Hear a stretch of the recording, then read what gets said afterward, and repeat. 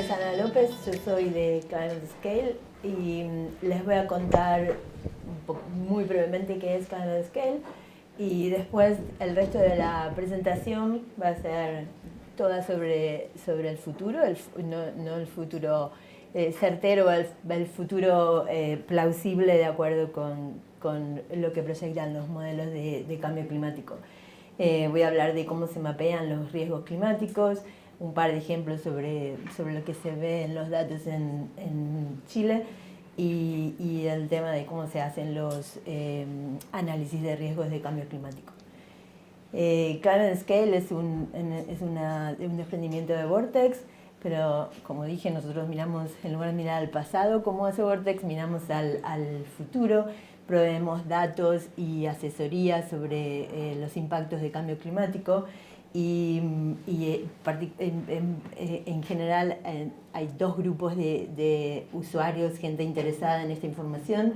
Uno son los equipos técnicos que en el sector de energías renovables están interesados en entender cómo va a cambiar el recurso, y otros son los equipos de sustentabilidad que están interesados en general en cumplir con determinados requerimientos que existen en muchas jurisdicciones, no en Chile todavía, pero sí en Europa y en Estados Unidos, sobre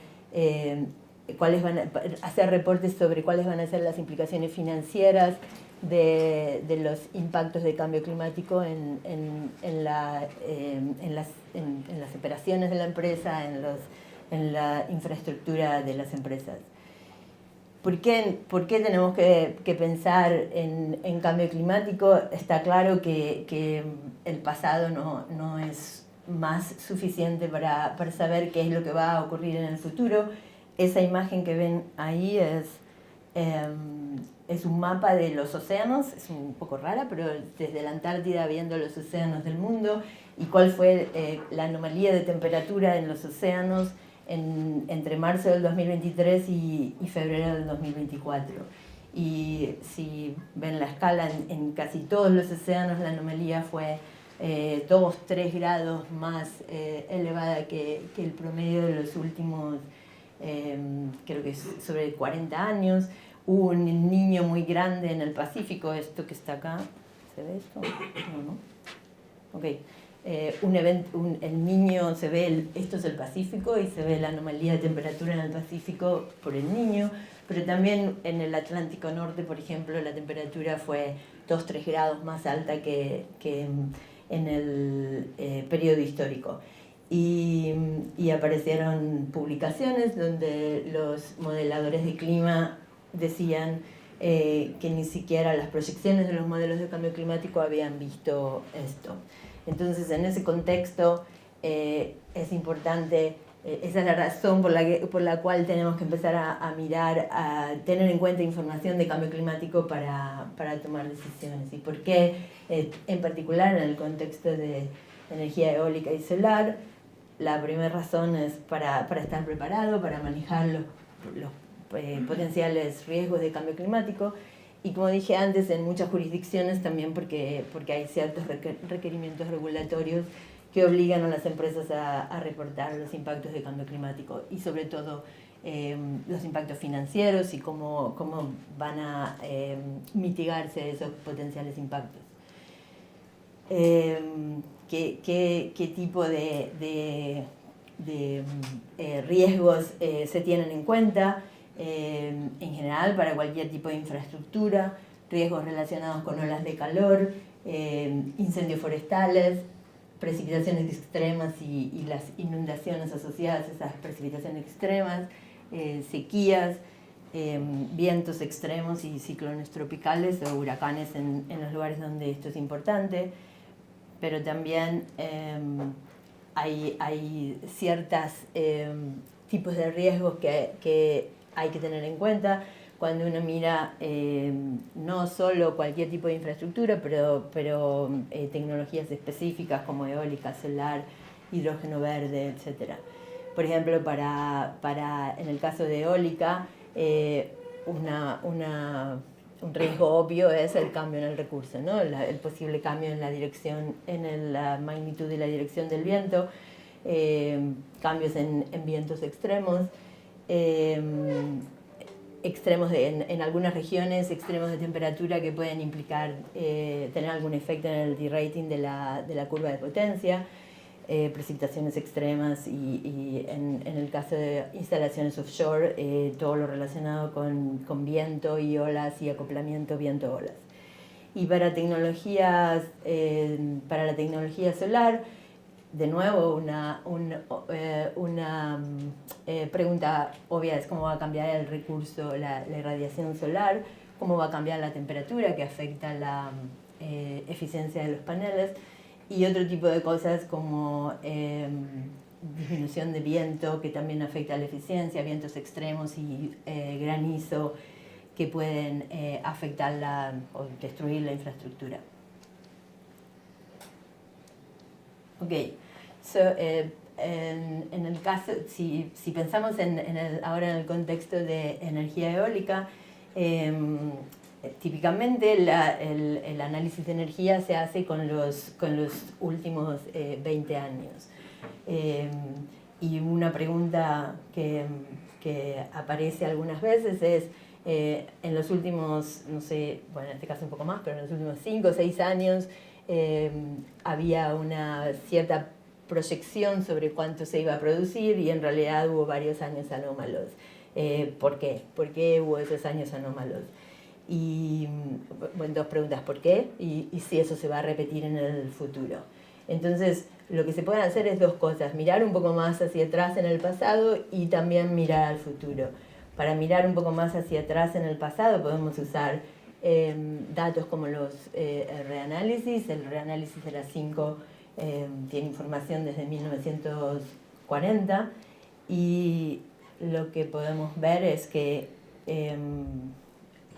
si había una estimación de recursos basada en los últimos 20 años, por ejemplo, mirando hacia atrás en el tiempo, a lo mejor esa estimación de recurso hubiera sido un poquito diferente, ¿no? Si se hubiera planeado los 20 años antes y no en los últimos 20 años, la velocidad media del viento hubiera sido un poquito diferente.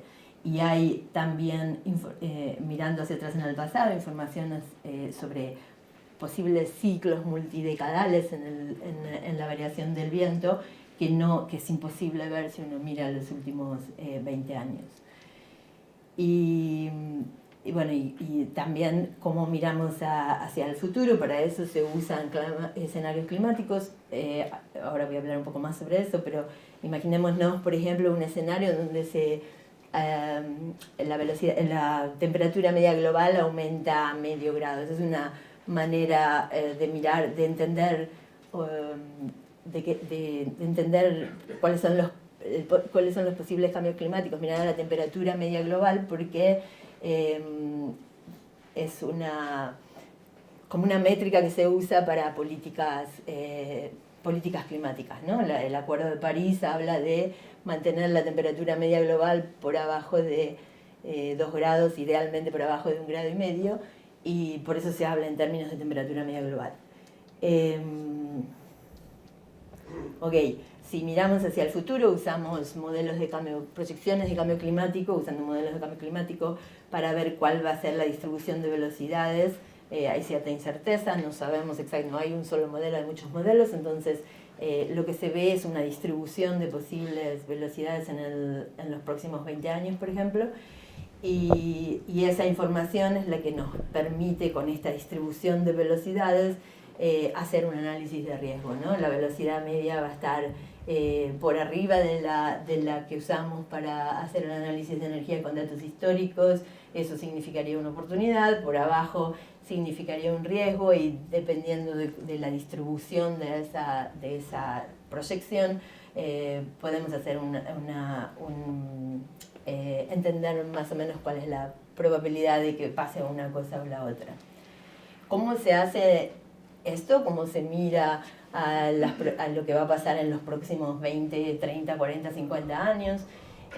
Fundamentalmente se usan modelos de cambio climático. Los modelos de cambio climático son modelos globales que simulan las diferentes componentes del clima, la atmósfera, el océano, la criósfera, la biosfera y las interacciones entre ellos.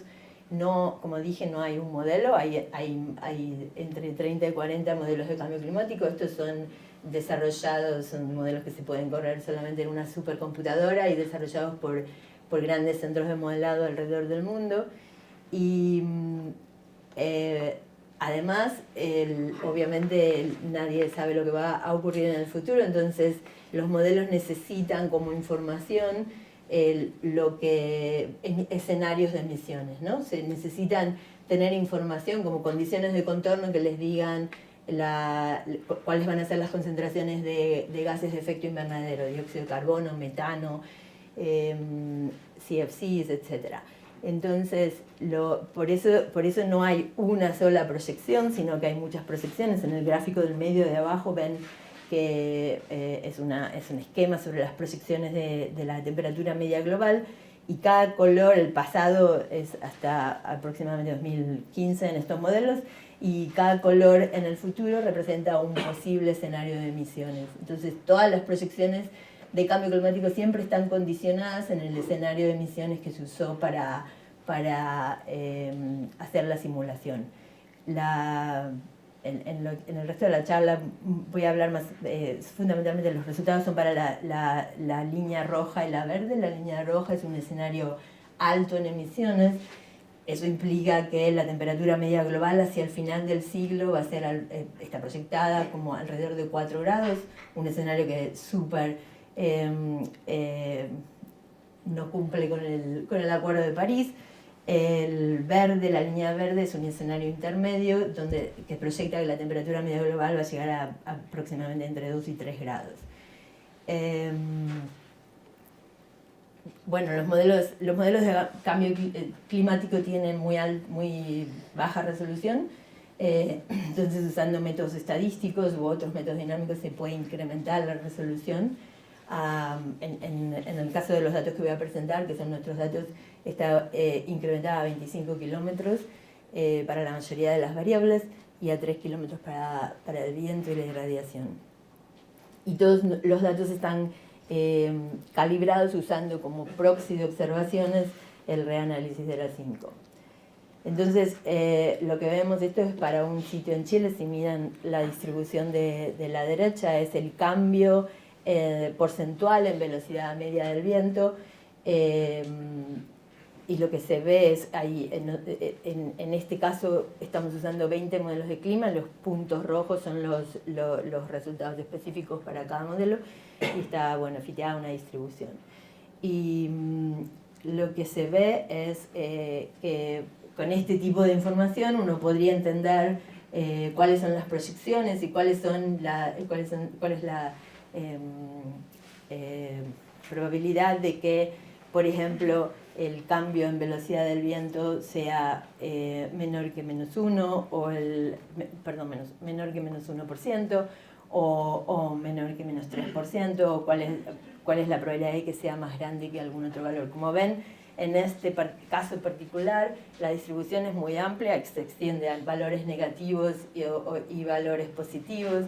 Lo que está pintado de rosa, acá, es donde caen el 66% de los modelos. Es un número medio raro, pero es lo que usa el panel intergubernamental, los reportes del panel intergubernamental de cambio climático para definir lo que se llama likely range.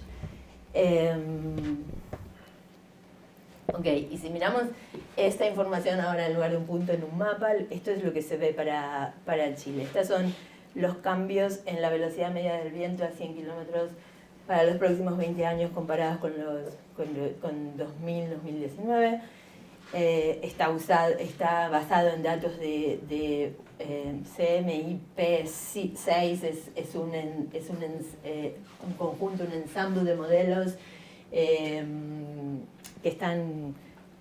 los modelos de cambio climático hay como diferentes generaciones. Esta es la última generación de modelos de cambio climático, y lo que muestra el gráfico, el primer mapa acá a la izquierda, es el cambio en la velocidad media del viento, mostrando la media entre todos los cambios proyectados por todos los modelos.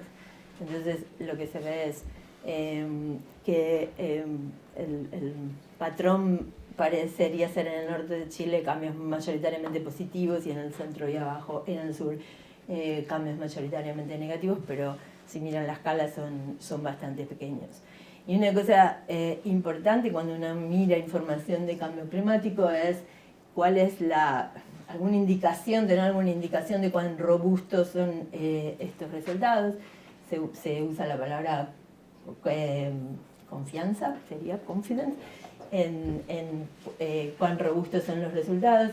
Y básicamente lo que indica el segundo mapa es la confianza definida como medium, mediana, alta o muy alta, dependiendo de cuántos modelos proyectan una dirección de cambio particular. Por ejemplo, acá en el norte de Chile la mediana presenta cambios positivos cerca de la cordillera. La confianza es en general mediana o alta, quiere decir que 60% o más de los modelos proyectan la misma dirección de cambio. Estos resultados son para el escenario intermedio de emisiones. Si miran el dibujo allá abajo, a la derecha es el escenario que les dije que implicaba cambios de temperatura global de entre 2 y 3 grados. En este gráfico muestra una comparación entre los dos escenarios. Este de acá es el escenario intermedio, acá es el de más altas emisiones, y lo que se ve es algo así como que, por lo menos en el norte y en el sur, los cambios que acá eran positivos y negativos con un escenario más alto de emisiones se vuelven un poco más positivos o un poco más negativos, ¿no? Se vuelven un poquito más grandes o un poquito más negativos. Eso no pasa en todas partes, pero es lo que se observa en este lugar. Estos son, mirando con lupa la región del norte y la región central. Y bueno, ¿qué pasa si ahora miro un sitio en particular, ¿no? El otro era el mapa, ahora lo que hago es miro con lupa algún sitio en particular. Acá lo que ven son los resultados para dos sitios, uno en Chiloé y el otro en Antofagasta. En uno era donde se veían los cambios negativos al sur, el otro donde se veían los cambios positivos. Y acá lo que ven es cada línea, las tres primeras líneas son Chiloé, las tres últimas Antofagasta, y cada una es un escenario de emisiones, ¿no? Acá está SSP 457085. Bueno, lo que ven acá estas columnas del medio son la información del periodo de referencia, del baseline, pero en el periodo de proyección lo que se ve es en Chiloé los cambios son en general negativos, el ensemble median y el likely range, range que va del 17 al 83% de la distribución, y también hay una indicación de la confianza. Esto es la misma tabla, acá está toda la información de dónde sale la información. Básicamente es lo que les dije antes, es datos de modelos de cambio climático corregidos con ERA 5 para los tres escenarios de emisiones, y lo que se muestra en el likely range es el percentilo 17 y 83 de la distribución. Y la confianza es el porcentaje, la fracción de los modelos que proyectan la misma dirección de cambio que la mediana del ensemble. Ok, porque ahora paso al tema de un poco más de lo que se hace típicamente para hacer un informe de análisis de riesgo de cambio climático. Como les dije antes, en muchas jurisdicciones la razón por la que se está haciendo esto es porque hay regulaciones que obligan a las compañías, por lo menos a las compañías grandes inicialmente, a hacer este tipo de informes. ¿Qué es lo que hay que hacer? Toda la información que yo describí antes es como una de las la información que hay que tener en cuenta para hacer este tipo de análisis. Los pasos serían primero identificar cuáles son las variables que son relevantes para el tipo de proyecto, por ejemplo, que se está desarrollando. Una vez que por ejemplo, si es si es un proyecto eólico, la velocidad del viento es fundamental, pero puede haber otras variables, como dije al principio. El segundo paso es estimar cómo el cambio climático va a cambiar esas variables, cuál es el impacto del cambio climático en esas variables. Eso es todo lo segundo que describí, ¿no? Como por ejemplo va a cambiar la velocidad del viento, o está proyectada cómo está proyectada que va a cambiar la velocidad del viento en el sitio del proyecto. Después, traducir esos cambios, por ejemplo, en velocidad del viento en riesgo, incluyendo en general, incluyendo el impacto financiero. Y después, dependiendo del uso de este análisis, pero en general el objetivo final es describir cuáles son los riesgos y oportunidades y cuáles serían las medidas de mitigación que hay que implementar o de adaptación que hay que implementar para reducir esos riesgos cuando hay riesgos. Este es un ejemplo de una tabla que hicimos para identificar cuáles son los drivers de impacto en un proyecto eólico, basada en información, en este caso sacada de hacer reviews de la literatura, pero también de conversaciones con consultores y expertos. Una vez que se identifican los drivers, se hace el análisis de cómo esos drivers van a estar impactados por el cambio climático, que es lo que les conté antes en el caso del viento, y después cómo se traduce eso en un nivel de riesgo, por ejemplo, qué cambios en la velocidad media del viento implican cambios en producción que representan un riesgo para la producción, o qué cambios en intensidad y frecuencia de eventos extremos como inundaciones o eventos extremos de precipitación, granizo, etcétera, implican un riesgo o para la infraestructura o para todo lo que tenga que ver con operación y mantenimiento, y en todos los casos cuál es el impacto financiero. Y ahora sí, termino con una muy breve descripción, especie de modelo, ¿cómo se dice en inglés? Toy model, modelo de juguete del impacto financiero. Usando una métrica para analizar el impacto financiero de cambio en diferentes aspectos, como lo que tiene que ver con recursos o lo que tiene que ver con eventos extremos, en la tasa de retorno interno, supongo que es la traducción de Internal Rate of Return. Y lo que vemos es, obviamente, el cálculo para esta tasa de retorno depende de un montón de, en nuestro caso, suposiciones sobre cuál es el CAPEX, cuál es el OPEX del proyecto, cuál va a ser en particular el precio al que se va a vender la energía durante la vida útil del proyecto, pero haciendo un montón de ciertas suposiciones para tener algo que sea razonable. Lo que vemos es que en este gráfico lo que se ve en la vertical es el cambio en el Internal Rate of Return, y en la horizontal un porcentaje de cambio en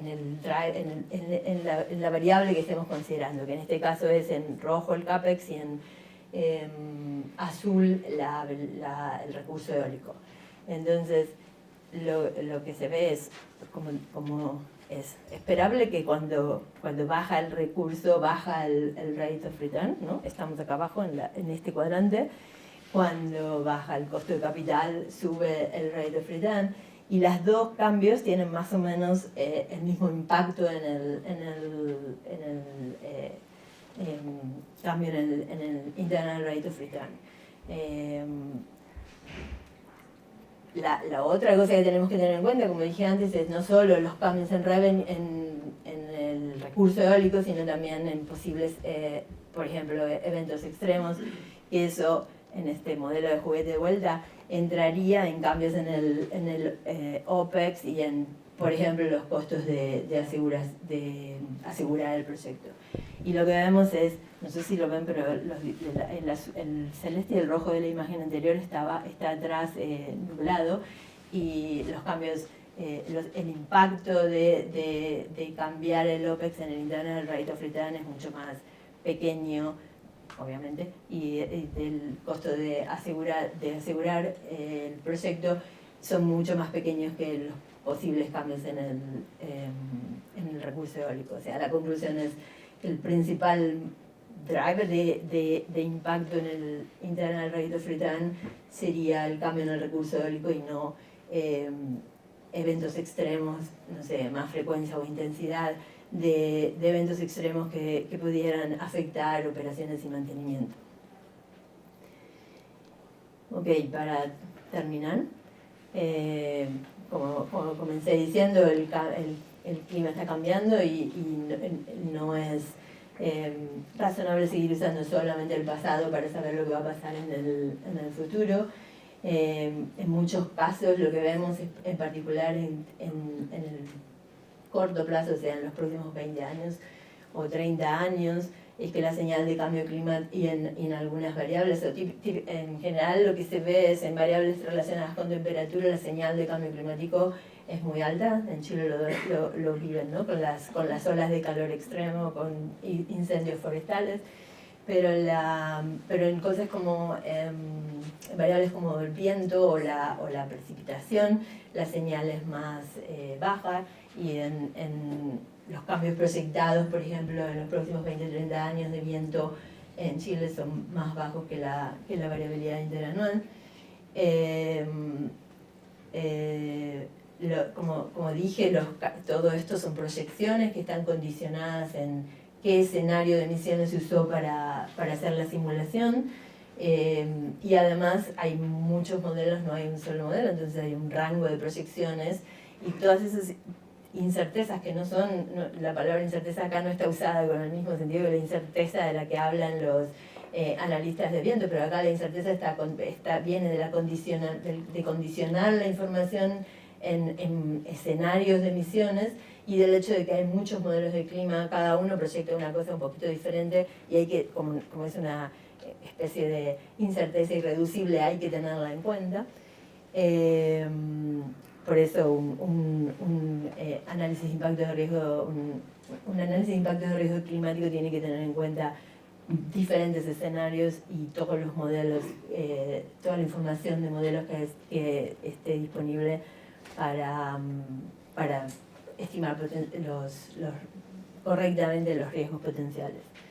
Y por último, pasar de cambios en una variable al impacto financiero, que es lo que requieren muchas de las regulaciones, es un desafío, porque supongo que eso no lo tengo que explicar. Proyectar, no sé, precios de la energía en los próximos 20 años es ciencia ficción, y combinar eso con proyecciones de cambio climático y tener alguna información sobre cuál va a ser el impacto financiero del cambio, de los riesgos de cambio climático, es un doble desafío. Gracias.